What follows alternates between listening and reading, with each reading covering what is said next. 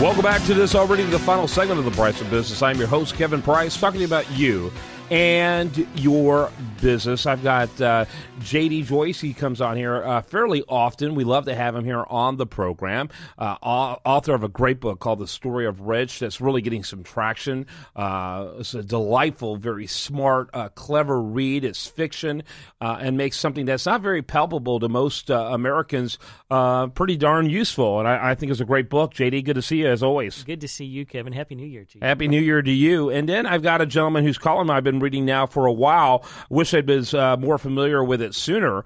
But Larry Bell, he writes over there at Forbes.com. Forbes magazine, one of my favorite magazines. And I've been enjoying your post over there at Forbes.com. Good to see you, Larry. Well, thanks, Kevin. Glad to be on. Glad to have you on. So tell us a little bit, Larry, about your column and the history of which you've been writing it.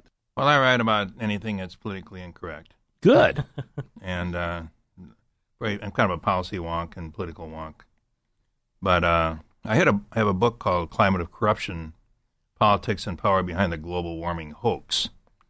And I'm a space guy, and I don't really have much interest in climate other than the way it drives our policies and our energy policies, insanely so. And after writing the book, Forbes, one of the editors, apparently liked the book and asked me if I'd write an article or two, and it sort of got to be a habit. I write 2 a week now. I've done it for a couple of years. Very good, very good. And you are covering a lot of different issues, a lot of diversity there in terms of topics and that type of thing. So right now, what do you consider hot in terms of what you're writing about?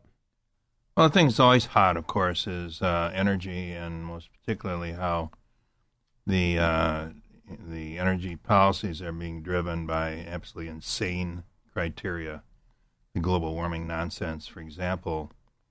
And the green energy subsidies, of course, are a big factor as well. So there's a great deal of public misinformation and just ignorance about how limited the capacities are and how costly these alternative energy, so-called alternatives are. And so, I've been writing recently a lot about fracking and pretty much anything about energy. I write, of course, the gun control issue is hot now. It's exploding, actually, yeah. I write quite a lot about that. I've written quite a lot recently about Benghazi.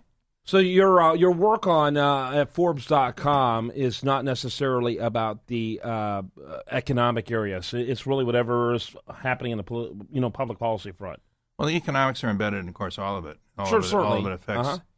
And so I try to write things that I find are impacting upon people, and of course, money is a big thing that drives our interests and our children's future as well. So, yeah, and that's a great segue for our other guest, J.D. Joyce. And when you write a book like The Story of Rich, one of the challenges, and again, is about the person who's trying to figure out how to retire well and to live a quality of life after retirement.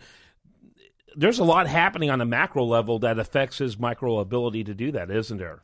Yeah, very much so. And unfortunately, Kevin, sometimes people focus on some of these macro issues almost too much. And what I mean by that, regarding their specific portfolio. And so they take that information and they start making tactical moves, and they deviate from their long-term strategy. So I think we need to be always cognizant of what's taking place in the economy, but we also need to hold on to our long-term strategy. Mm-hmm. Yeah, and so, in the reality of the macro being so challenging as it is, what are some of the principles or thoughts that you try to apply in The Story of Rich to help people navigate through that? Sure.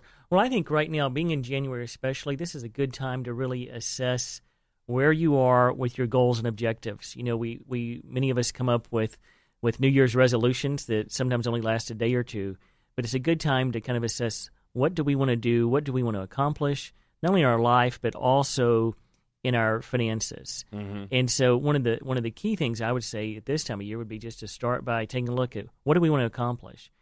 And then after doing that, then there's a number of different things that we could talk an hour about each of these, but basically we could start by looking at, how much risk do we want to take? How much money do we need on a cash flow basis from our portfolio? What is our time horizon? These are all key factors that will help steer us towards kind of a long-term plan on how we want to allocate our portfolio. Yeah.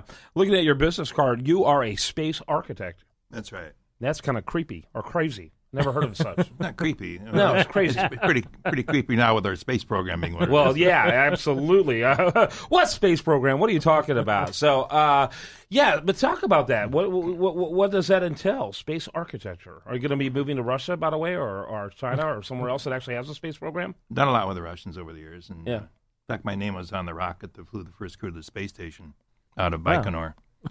But space architecture, as we envisioned, is really the architectures of space systems. So, whereas the engineering professions typically are very focused on one area of technology, we tend to look at all of them and how they fit together into large mission plans and so on. So, we're kind of the general practitioners of space, I would say. That's kind of the role we provide. And my program at the university, most of my graduate students come from NASA or aerospace companies, and they go there to broaden out their experience. Right, so it's you probably have a relatively mature student body in that degree, because it's almost like a redundant, or something that they found out later that they were going to need. Very much so, and a lot of them are professionals. A lot of them actually work in aerospace. They work in NASA or Boeing or whatever, and many of them take the program part time. Got to have a small class. It's quite small, and it's not a lecture class. It's a very hands-on, project-centered class. So it's project directed. It's kind of a cool place. I bet it is. What's the typical size for a class? I'll have 6 to 9 students. Wow. Typically, but That's hands-on. Yeah, but right now it's kind of a dismal time because people are wondering, where is the future and is there one? And with commercial activity, hopefully ramping up, we'll see what happens with that. That could open maybe some new doors. The book that J.D. Joyce wrote is called The Story of Rich, and it's a great story, and I encourage people to check that out. If you put in J.D. Joyce, Story of Rich, he'll pop up really high. Also, again, our other guest, Larry Bell, who has got a fascinating column over there at Forbes.com. His book is The Climate of Corruption. And I tell you this, anyone who doesn't believe that global warming is a hoax needs to read this book, as well as several other great books that are out there that expose the contrived and manipulated science behind global warming that was really designed for controlling us rather than actually improving the environment. That's my opinion. It's designed for control. It's not designed to actually improve the environment. And really, when I was growing up, what was interesting is that we were always taught about the problem of global freezing. We're going to freeze over. And the reality is if you talk to true climatologists, which there's no true climatologists behind a global warming hoax, they get guys with degrees in physics and things like that to talk about this. You talk to true climatologists, they say, well, from what we can tell, from the beginning of time, there's been cycles that are as much as 3 or 4 decades, and people don't have patience to measure 3 or 4 decades of changing back and forth. And so we don't know what they're talking about. So I know what they're talking about. It's a political agenda. It's not an environmental agenda, in my opinion. Gentlemen, thanks for being with us. Thank you, Kevin. Thank you, Kevin. All right. I hope you have a great rest of your day. I hope you spend it sensibly right here on this great station.